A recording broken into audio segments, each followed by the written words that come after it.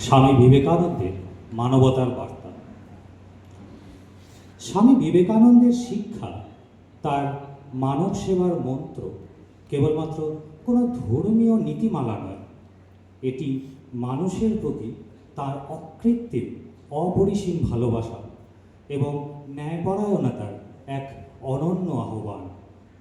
তাঁর বাণী আমাদের বলে, মানুষের সেবা ঈশ্বরের সেবা। এটি কোনো শুষ্ক ভাষার কথা নয়, বরং জীবনের প্রতিটি নিঃশ্বাসে, আমাদের প্রতিদিনের কর্মে এটা সুস্পষ্টভাবে প্রতিফলিত হয়। কেন? কারণ যখন আমরা দরিদ্র, অসহায় এবং বঞ্চিত মানুষের পাশে দাঁড়াই, তখন আমরা প্রকৃত অর্থে ঈশ্বরের সান্নিধ্য খুঁজে পাই। কারণ তার প্রতিমূর্তি প্রত্যেক মানুষের মধ্যে নিহিত। স্বামীজির সেই অমর বাণী, বহুরূপে সম্মুখে তোমার, ছাড়ি কোথা খুঁজিছ ঈশ্বর, জীবে প্রেম করে যেই জন, সেই জন সেবিছে ঈশ্বর।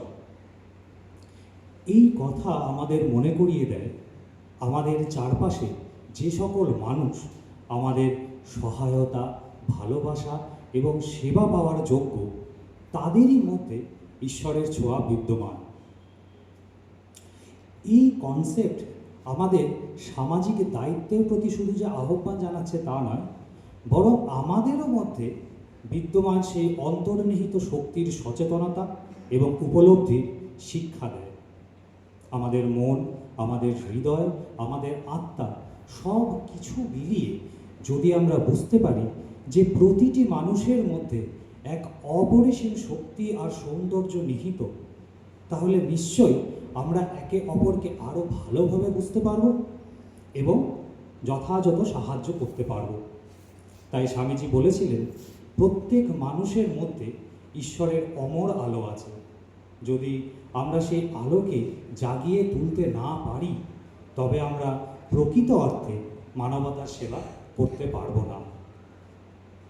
তাই আমরা দেখি, এই আদর্শে বলীয়ান হয়ে ভগিনী নিবেদিতা নিজেকে শিক্ষায়, স্বাস্থ্য ব্যবস্থায় এবং সামাজিক অন্যায় দূরীকরণের কাজে কেমনভাবে নিজেকে নিবেদিত করেছেন। নিবেদিতার জীবনে স্বামী বিবেকানন্দের প্রভাব শুধু ব্যক্তিগত পরিবর্তনের মধ্যে সীমাবদ্ধ ছিল তাই নয়, বরং তার শিক্ষা সমাজের প্রতিটি স্তরে এক অদ্ভুত প্রেরণার উৎস হিসেবে কাজ করে।